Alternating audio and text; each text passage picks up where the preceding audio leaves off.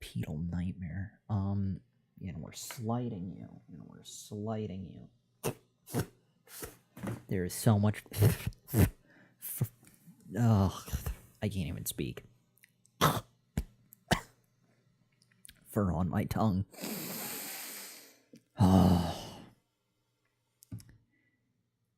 I thought because it was going to be a short stream that it was going to be stress-free. Definitely not the case. Definitely not the case. It will be a short stream. And she's moving. We moved all of that stuff for your benefit, little one. What is all of this? Check radio, but why are we here? What is happening? There is a lack of cat, just do whatever it is you do right now. Can we set you right? Yeah. There.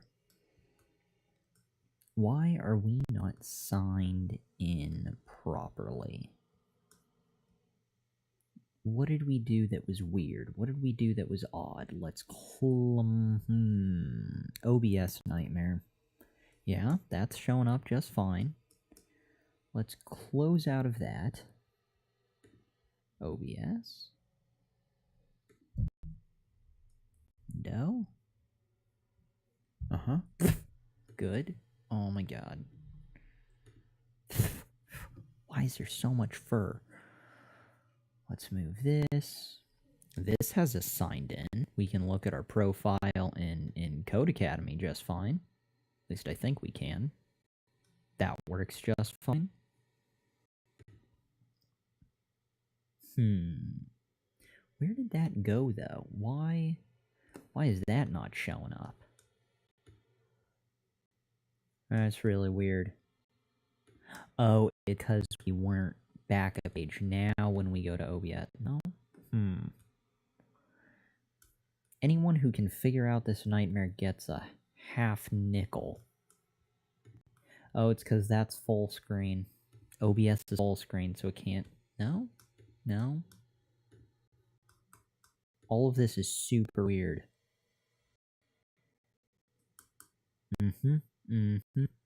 What about that? And better? Nope. What about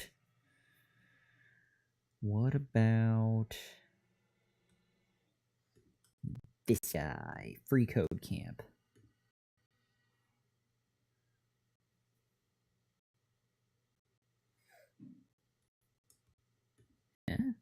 Yeah, that works. That works. So 252. But does it let us sign in? There we go. Pre-filter something or other. I have no idea what happened, what was different. I didn't like any of that. Code Academy was fine. Code Wars was fine. Now everything is back to normal. Crisis averted. We are continuing on, well, we did on convert JSON data to HTML. Let's put back the neighborhood after little kid destroyed it. Let's run through, close out. That's noise. This is noise. This is all we need. Full screen, like so. OBS also goes to full screen. We have our webcam, just so. Getting resituated from the top. Alright, everything's good. We've got mic audio, webcam, little kitty, chat on our phone. What else do we need? I don't think anything else. We have our new item for today to go through. We are just briefly recapping where we finished yesterday. We were doing something. Now that we're getting data from a JSON API, let's display it on HTML. We can use the .for each method to loop through our data. First declare an HTML variable HTML, and then loop through our JSON, adding more HTML to that variable. When the loop is finished, we'll render it. Here's the code. JSON.for each function value variable keys equals object.keys value HTML plus equals div class equals cat keys dot for each function key HTML plus equals strong concatenates key ending strong tag value key with a break followed by HTML plus equals closing div tag and the other break, if you will. Now, onwards.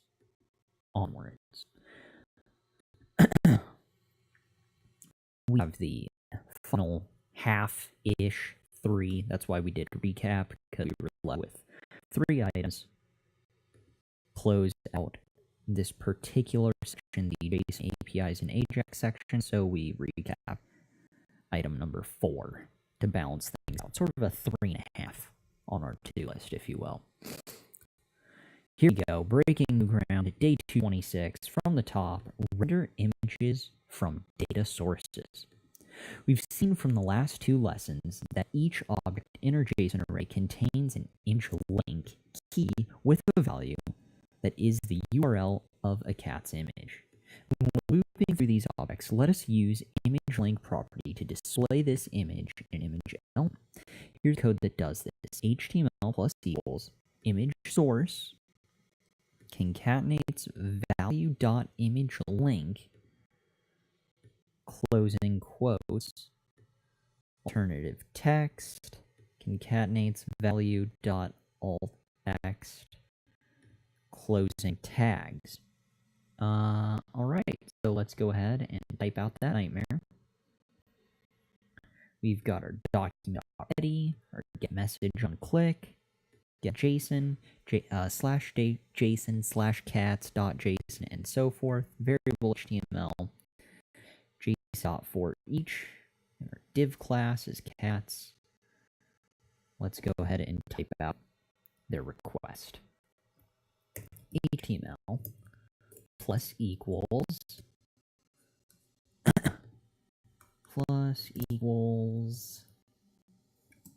image source, no, open tags, image source equals single quote. Notice the double quotes around all this stuff and how we're concatenating, which lets us use the single quotes on the inside, which is kind of cool in my opinion. What are we looking for versus just starting with single quotes? Because anyone would be able to use double quote. You'd have to flip it and blah blah. It's a nice thing. The fact that we can use both double and single quotes to balance out all that noise. Concatenating value dot image link plus double quotes, single quote space, double quote, concatenating more noise with alt text equals a single quote plus value dot alt text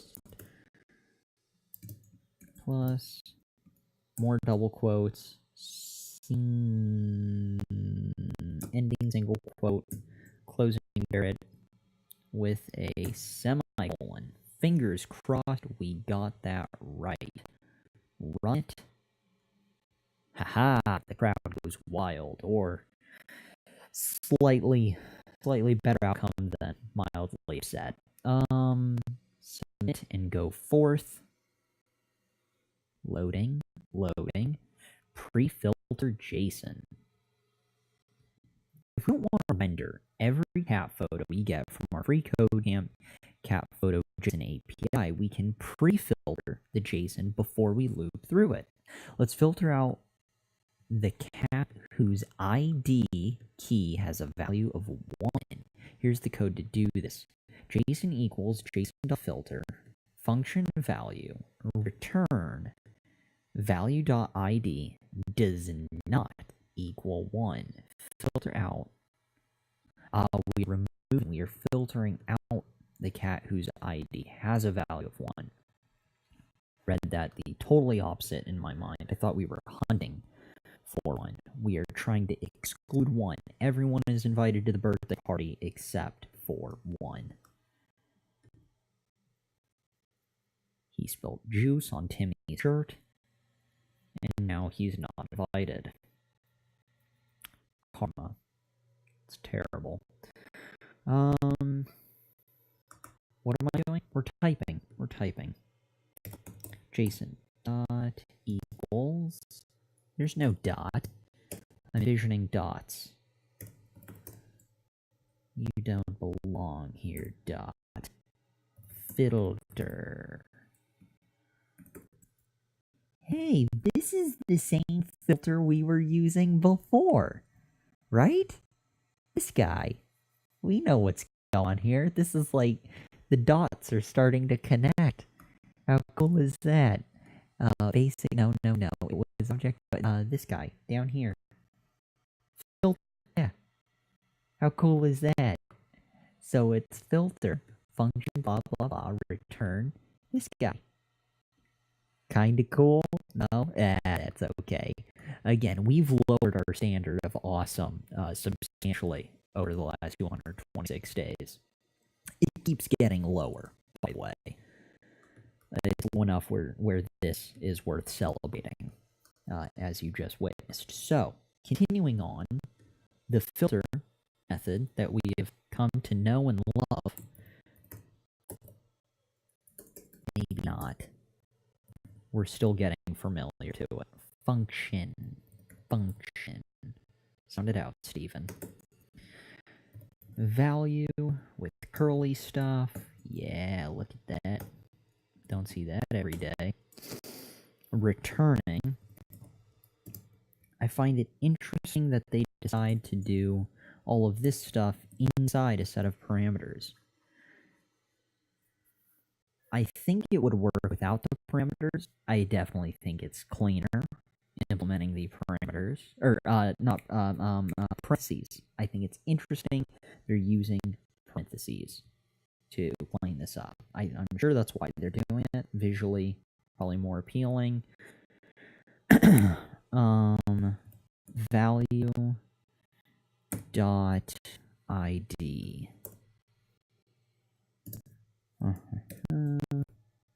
Equals 1. So as long as it doesn't equal 1, the party continues. Run test. Thundercats. Right? That's what I read it as. Good. Alright, and this is the last section that we need to conquer for tonight, although that is a lengthy looking something or other down here. Something about geolocation. Looks terrible. But let's get this over with, and we can wrap up day 226. Good. Get geolocation data. Another cool thing we can do is access our user's current location. Every browser has a built-in navigator that can give us this information. The navigator will get our user's current longitude and latitude.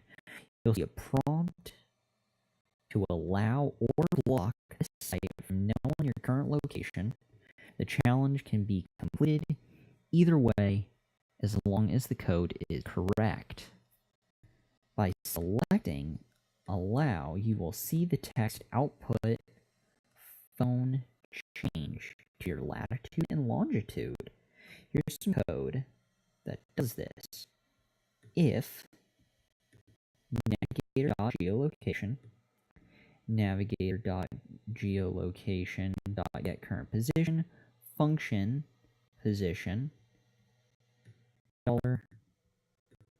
$data HTML latitude position.coordinates latitude plus break longitude plus position.coords.longitude. Wow, that is a lengthy one. And the closing bits. Don't forget to use double quotes around selectors as mentioned here. Well, let's see what they mention over here.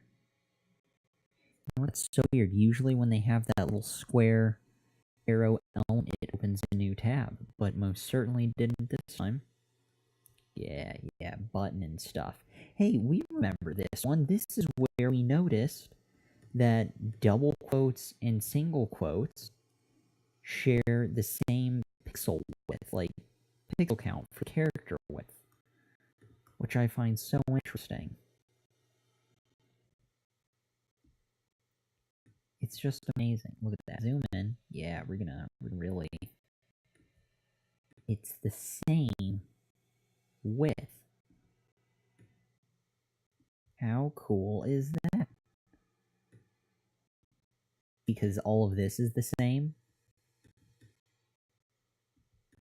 for where everything lines up, but that's double and then single. Kind of cool, right? Alright, we've gone over that before, but since for some reason it brought us directly back to this particular thing, we can revel in that once more. What are we looking at here? We are simply putting in our code. Let's go ahead and do that. You are here. You should make navigator.geolocation to access the user's current. You should make use of blank. Don't mind me. We will type all this out. Copy. We're just checking for fun because we can. What are we looking for? We are looking for... Is